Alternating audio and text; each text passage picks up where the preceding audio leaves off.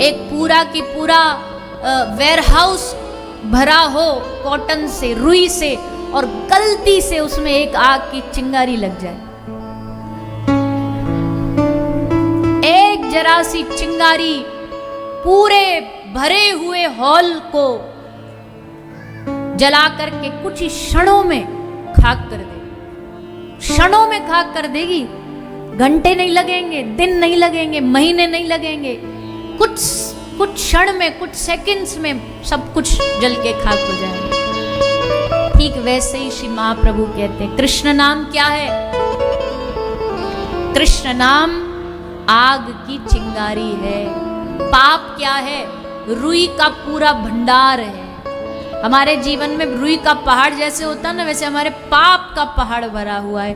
लेकिन जैसे एक चिंगारी पूरे रुई के पहाड़ को मिटा देती है, वैसे एक राम नाम, एक कृष्ण नाम की चिंगारी सारे पापों को नष्ट कर देती है।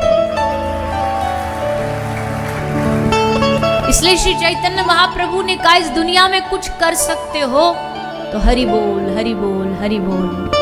भगवान का नाम बोलो, नाम स्मरण करो। हरे कृष्ण कृष्ण कृष्ण हरे हरे, हरे राम राम राम हरे हरे।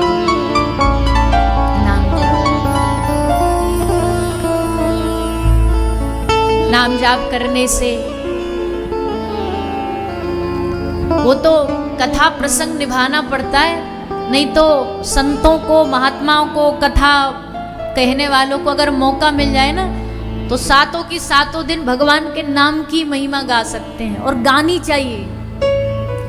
क्योंकि 7 दिन कथा के आनंद लेने के बाद तो देखो, कोई भी आदमी डॉक्टर के पास जाता है तो बाद में घर के लिए भी काम दिया जाता है, उसको खाली नहीं छोड़ा जाता। आप सब भी यहाँ कथा सुनने आ रहे हो 7 दिन के लिए, पर उसके बाद भी 7 दिन खत्म होने के बाद खाली नहीं रहना है।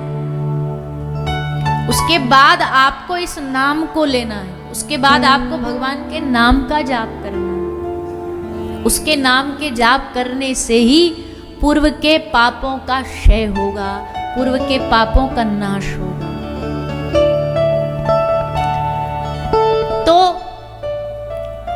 जब ये बात जीवन के जिस भी आयु की अवधि में समझ आ जाए ना, उतना बेहतर है, और जितनी जल्दी समझ आ जाए उतना बेहतर है। कौन बुढ़ापे तक का इंतजार करे?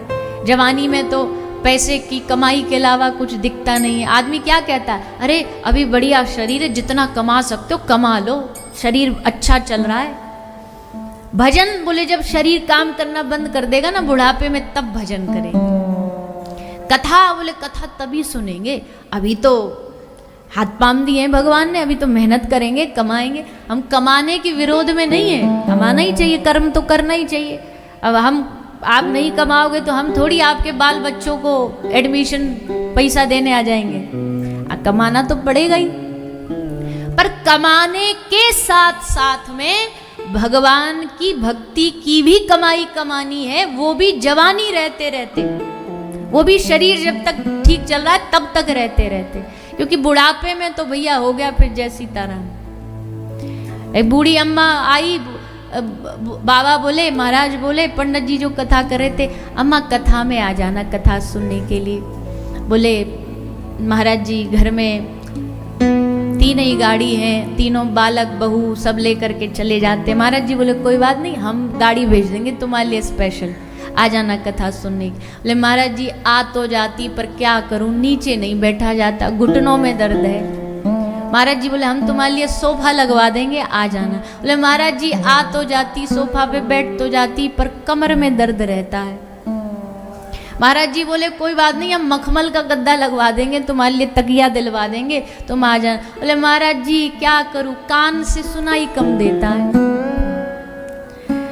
अब ऐसी उम्र में जाके क्या ही भजन कर लोगे, क्या ही कथा सुन लोगे। अच्छा इस उम्र में भी हद देखो, एक बूढ़ी माता किसी महाराज के पास जाके कह रही है, महाराज जी हमारी उम्र बहुत हो गई, अब याददाश्त कमजोर होती जा रही है, कोई मंत्र बता दो जो याददाश्त बढ़िया हो जाए, भूल जाती हूँ सब चीज़ों को। महाराज जी ने कहा, रे अम्मा ये याददाश्त बढ़ाने की उम्र नहीं है, भगवान से कहो भगवान जितनी याददाश्त थी वो सब खत्म कर दे, और केवल तुम याद रहो, बाकी कुछ नहीं याद रहे। पर बुढ़ापे में भी याददाश्त बढ़ाने की गोली खा रहे कि वो पुरानी वही सब चलती रहे।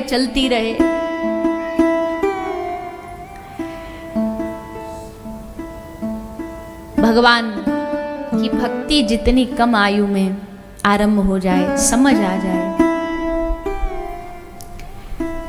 वो ही बेहतर है। तो ध्रुव जी महाराज ने बचपन में, बाल्यकाल में ही भगवान को प्राप्त करने का संकल्प ले लिया। और जब भगवान को प्राप्त करने का जीव संकल्प ले लेता है तो संकल्प की पूर्ति खुद भगवान कराते हैं। कैसे कराते हैं? बोले खुद तो नहीं आएंगे, पर जीवन में कोई गुरु भेज देंगे। कोई गुरु जरूर आएगा, कोई गुरु रूप में भगवत स्वरूप ही कोई जीव आता है जो हमारे उस भगवान की प्राप्ति के संकल्प को पूरा कराता है। गुरु मानव नहीं है, गुरु मनुष्य नहीं है, गुरु साक्षात भगवान का ही चलता फिरता स्वरूप बन करके आता है। अज्ञानतिमिरान्धस्य ज्ञानांजन शलाकया चक्षुरुन्मीलितं येन तस्मै श्री गुरुवे नमः। जैसे आँख का काजल हमारे रोशनी को और बढ़िया कर देता है ना, वैसे ही ज्ञान, गुरु का ज्ञान रूपी अंजन काजल हमारे अंधकार रूपी अंधेरे को नष्ट कर देता है। और एक सच्चा गुरु क्या करता है? सच्चे गुरु को आपसे कोई लोभ लालच नहीं है। एक अच्छा सच्चा गुरु आपके दक्षिणा का भूखा नहीं है कि आप कितनी मोटी दक्षिणा दे रहे हो गुरु जी को। उनको कोई लेना देना नहीं उस बात से। एक सच्चा गुरु बस इतना चाहता है कि जिन ठाकुर जी के चरणों में वो लगे हैं, उन्हीं चरणों से आपको जोड़ दिया जाए, भगवान के चरणों से आपको भी लगा दिया जाए। एक सच्चा गुरु आपसे भक्ति के अलावा और कुछ नहीं मांगेगा। वो एक ही बात कहेगा, भैया ठाकुर जी का स्मरण कर, ठाकुर जी के चरणों का वंदन कर।